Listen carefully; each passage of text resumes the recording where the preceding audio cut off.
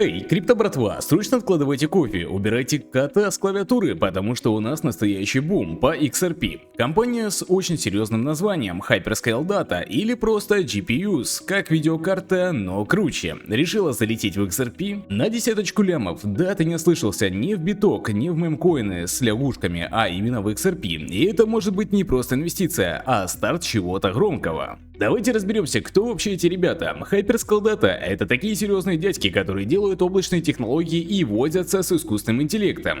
Короче, сидят на передовой технологии и жрут данные на завтрак. Компания торгуется по триггерам GPUs, да, как будто они торгуют видеокартами, но нет, они не продают RTX на площадках, они строят будущее, облачное хранение, масштабируемое и теперь уже криптовалюта.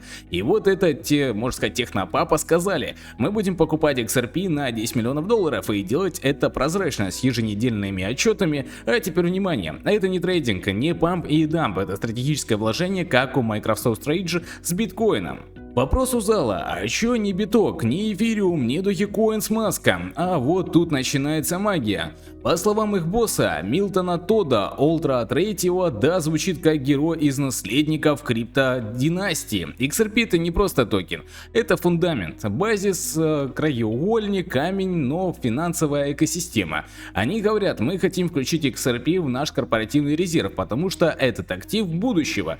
То есть они как бы заранее сбалансировали себе место в банке будущего. Ну ты прикинь, через пару лет ты такой покупаешь кофе, а тебе кассир говорит: оплата в XRP или RLUSD. И вот здесь важный момент, ребята, они хотят заблокировать свои покупки XRP на 3 года, то есть не будет сливов, флипов в играх на нервах, просто стабильный спокойный холд. Это говорит о том, что ребята реально верят в проект, не спекулятируют, а строят, копят токены, как бабушка золотые сережки на черный день, только гораздо технологичнее. Ну и это еще не все. Они сказали: начиная с 12 августа мы будем публиковать отчеты каждую неделю. Это значит, что мы сможем следить за их покупками в режиме реального времени. Ты такой заходишь в понедельник в телегу, а там Hyperscale купила еще 325 тысяч XRP на неделе. Прозрачно, дисциплина и немного хайпа, все как мы любим.